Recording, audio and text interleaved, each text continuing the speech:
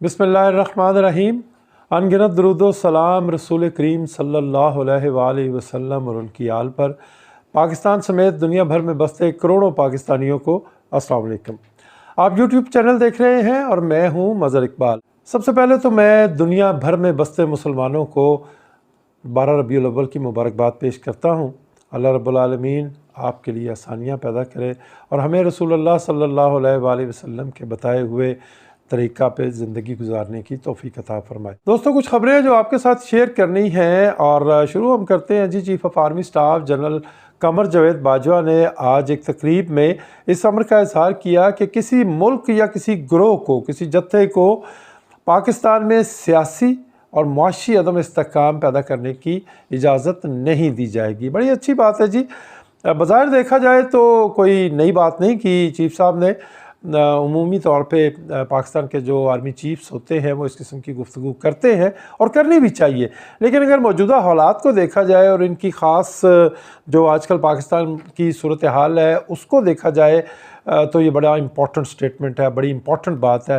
पाकिस्तान तहरीक इंसाफ के सरबराह इमरान खान किसी भी वक्त लॉन्ग मार्च की कॉल देने वाले हैं और डेफिनेटली बाज़ लोगों का ख़्याल ये है कि उनकी कॉल के नतीजे में पाकिस्तान एक तरफ तो मुआशी अदम इस्तेहकाम से दो चार होगा और दूसरी तरफ सियासी अदम इस्तेहकाम से दो चार होगा। चीफ़ ऑफ आर्मी स्टाफ के इस बयान को मौजूदा हालात में हुकूमत जो है वो अपने लिए एक अब्रे रहमत समझ रही है, बारिश का कतरा समझ रही है, लू में बारिश का एक कतरा समझ रही है।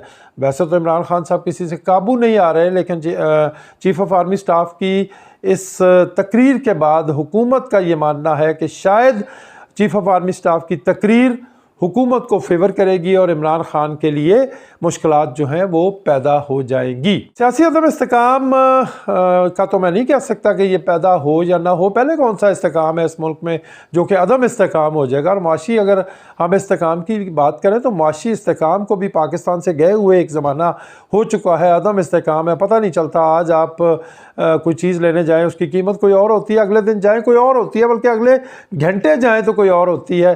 पेट्रोल की कीमतें जो मुसलसल बढ़ती चली जा रही हैं। 12 रुपये की कमी मेरे ज़हन में है, लेकिन ये कोई ऐसी कमी नहीं है जो काबिल ज़िक्र हो। डॉलर का भी यही हाल है। तो सियासी इस्तेहकाम भी पहले से मुल्क में मौजूद है और मुआशी इस्तेहकाम भी मौजूद है। उसके बावजूद अगर चीफ़ ऑफ आर्मी स्टाफ ये समझते हैं कि कोई ग्रुप या कोई जत्था जो है उसको पाकिस्तान में अदम इस्तेहकाम की का सबब बनने वाली सरगर्मियों की इजाज़त नहीं दी जाएगी तो अच्छी बात है। मैं पहले भी कह चुका ये अच्छी बात है। लेकिन कल मैंने एक अजीबोगरीब वाक़या देखा। वाक़या यह देखा कि एक औरत जिसकी उम्र 30, 35, 40 साल होगी और वो भीख मांगने वाली औरत थी। हमारे आसपास लोग भीख मांगते हैं। कुछ साल पहले की बात है कि लोग डॉक्टर का नुस्खा दिखा के भीख मांगा करते थे और कहा करते थे कि मैं बीमार हूँ, मेरे वालिद बीमार हैं, माँ बीमार है, बच्चा बीमार है, ये देखें दवाइयाँ लिखी हुई हैं, मेरी को मदद करने। अब सूरत हाल चेंज हो गई है। मैं आपको यकीन दिलाता हूँ, मैंने इन आँखों से देखा है उस खातून को, वो बिजली का बिल दिखा के भीख मांग रही थी। अब जब मुल्क में ये हालात हैं कि लोग बिजली का बिल जमा कराने के लिए भीख मांगने पे मजबूर हैं, तो महज बातों से हम सियासी और मुआशी इस्तेहकाम की ज़मानत नहीं दे सकते।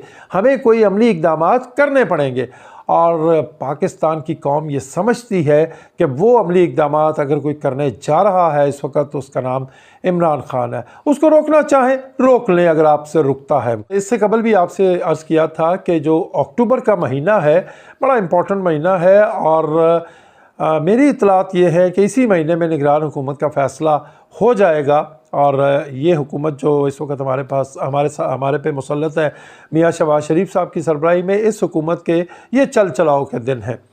हालात उसी तरफ चलते चले जा रहे हैं। आज एक डेवलपमेंट हुई, एंटी करप्शन का जो महकमा है पंजाब का, उसकी दरख्वास्त पे स्पेशल जुडिशल मजिस्ट्रेट ने नाकाबिल ज़मानत वारंट गिरफ़्तारी जारी की है राना सनाउल्लाह साहब के।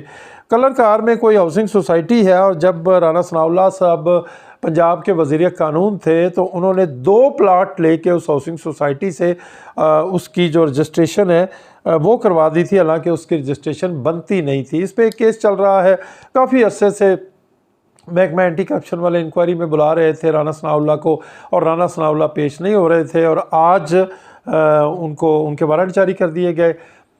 आज भी जारी ना करते तो कोई ऐसी बात नहीं थी, लेकिन हालात फिर वही मखसूस हैं कि इन मखसूस हालात में एक तरफ राना सनाउल्लाह इमरान खान पे हमले कर रहे हैं, तो दूसरी तरफ पंजाब से भी जवाब आ रहा है, और ये पंजाब का जवाब था कि राना सनाउल्लाह के वारंट गिरफ्तारी जारी हुए।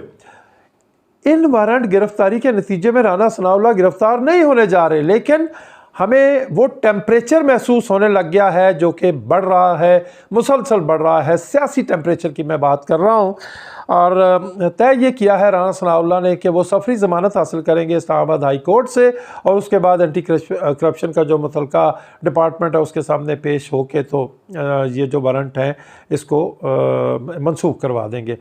यहाँ तक तो बात ठीक है। आज राना सनाउल्लाह ने वज़ीर आज़म शहबाज शरीफ के साथ रब्ता किया, जो लाहौर में मौजूद थे। काफ़ी कांपें जो है वो टांग रही थी। गिरफ्तारी का खौफ ही होता है जी, चाहे बंदा वज़ीर दाखिला हो या चाहे बंदा कुछ भी हो, गिरफ्तारी का खौफ ही होता है। और फिर राना सनाउल्लाह साहब की वजारत दाखिला तो इस्लामाबाद के अंदर है। अगर इस्लामाबाद से चंद 1 किलोमीटर आगे आ जाए पंजाब शुरू हो जाता है, और पंजाब में गवर्नमेंट है पाकिस्तान तहरीक इंसाफ की। तो राना सनाउल्लाह साहब ने आज रब्ता किया वज़ीर आज़म शहबाज शरीफ से, और बात जो डिस्कस हुई इन दोनों लीडरों के दरमियान कि पंजाब के जो इंतज़ामी उमूर हैं वो हवाले कर दिए जाएँ गवर्नर पंजाब के। जी हाँ, अगर मैं आसान लफ्ज़ों को मैं आपको बताऊं तो वफाकी हुकूमत ऑलमोस्ट ये तय कर चुकी है कि पंजाब में गवर्नर राज नाफिज कर दिया जाए। अब ये एक अलग बहस है कि गवर्नर राज किन हालात में नाफिज हो सकता है, क्या इस वक्त हालात हैं या नहीं है, लेकिन ये तयशुदा बात है कि वफाकी हुकूमत ने यह तय कर लिया है कि पंजाब में गवर्नर राज नाफिज कर दिया जाए। वज़ीर आज़म शहबाज शरीफ ने राना सनाउल्लाह से कहा है कि इस पर हम वसी तर मशावरत कर लेते हैं, और इम्कान इस बात का है कि नेक्स्ट वीक जो है इसमें अगर इमरान खान साहब कॉल दे देते हैं तो पंजाब को गवर्नर पंजाब के सुपुर्द कर दिया जाएगा, और असम्बली जो है उसकी छुट्टी टू सम एक्सटेंट करवा दी जाएगी।